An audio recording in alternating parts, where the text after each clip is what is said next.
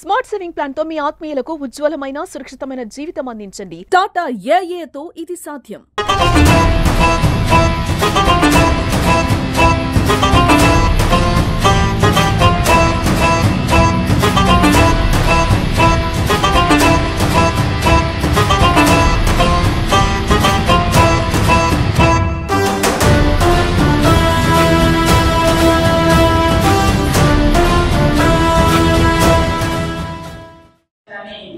Official గా మీ అందరితో officials తో ఏర్పాటు చేసుకోవడం జరిగింది. ముఖ్యంగా ఈ సీజనల్ వారీగా మన పబ్లిక్ ఏం అవసరం ఉంది, అదేవిధంగా తక్షణంగా ఏం సమస్యలు ఉన్నాయి, వాటి పరిష్కారం కోసం ప్రభుత్వం నుంచి కానీ జిల్లా లెవెల్లో మనం ఎలాంటి ప్రణాళికలు తీసుకోవడం జరిగింది, వాటిలో ఎంతవరకు మనం సక్సెస్ అయినాం, ఇంకా చేయాల్సింది ఏముంది మరి అనేటువంటి అంశాన్ని కూడా ఈ రివ్యూలో మనం తీసుకోవడం జరుగుతుంది.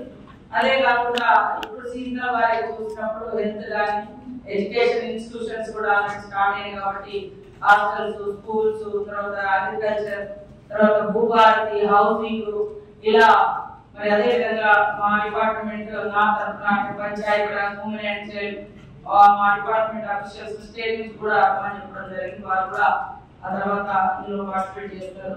ముఖ్యంగా అధికారులందరికీ కూడా ఒకటే విజ్ఞప్తి, మనం మనసు పెట్టి పనిచేస్తే చాలా అద్భుతాలను సృష్టించగలుగుతాం. రొటీన్ గా పనిచేస్తే పబ్లిక్ లో అంటే మనం అనుకున్న మార్పు రాదు, సేమ్ టైంలో మనకు కూడా సాటిస్ఫాక్షన్ అనేది ఉండదు.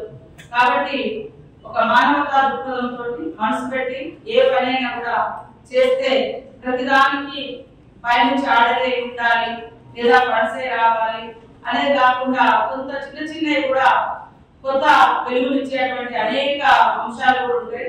సో ఎక్కడికక్కడ అధికారులు కూడా గవర్నమెంట్ ఇచ్చే ప్రోగ్రామ్స్ కాకుండా పర్సనల్ గా కూడా మనం ప్లేస్ లో వర్క్ చేస్తున్నప్పుడు అక్కడ అబ్జర్వ్ చేసినటువంటి అంశాలను బట్టి కొంత కొత్తదనాన్ని కూడా మనం సృష్టించగలుగుతాం. సో అట్లా మీ అందరి సహకారంతో ఈ జిల్లాకు ఒక మంచి పేరు వచ్చే విధంగా ప్రజలకు కూడా బాగా ఉపయోగపడేటువంటి పనులు, అదే విధంగా వీక్లీ వన్స్ లేదా ట్వైస్ అట్లా ఖచ్చితంగా ఫీల్డ్ విజిట్స్ కూడా పెంచుకోవడం మంచిది.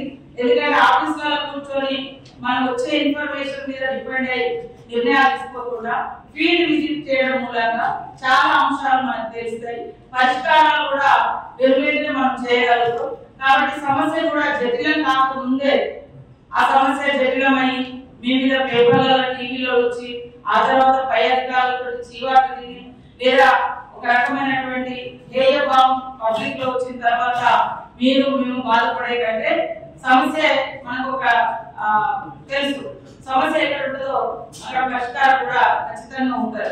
కాకపోతే మన దృష్టిలోకి రాకుండా పోతే చాలా పెద్దగా అవుతుంది. ఊరంతా తిరిగి వచ్చిన తర్వాత మనం వేలుకుంటే బాగుండదు. కాబట్టి అధికారులు కూడా వెంటనే ప్రతి సమస్య మీద స్పందించడం, అది ఏ రూపంలో మనకు తెలిసినా దాన్ని స్మాల్ అంటే చిన్నగా ఉన్నప్పుడే కట్టడి చేయడం అనేది చాలా important. Prevention is the better than cure అని ఏదైతే మనం ఒక హెల్త్ విషయంలో ఒక గొప్ప నియమ నిబంధనలు పాటిస్తామో ప్రతి దగ్గర ప్రివెన్షన్ ఇస్ బెటర్ దెన్ ఆ ఇష్యూ రైజ్ కాకముందే అది పబ్లిక్ లోకి వచ్చి మన వ్యక్తిత్వం దెబ్బతినకపోతే.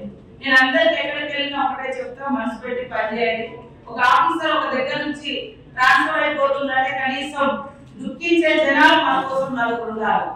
అది ఎట్లా వస్తుంది, బాధపడేది ఎట్లా వస్తుంది, మనం ఆ ఫీల్డ్ లో ఆ ఊళ్ళో మనదంటూ ఒక ముద్ర, మనం చేసే ఒక ప్రోగ్రెస్ యాక్టివిటీస్ తోటి మన మీద అంత ప్రేమ పెడుతుంది.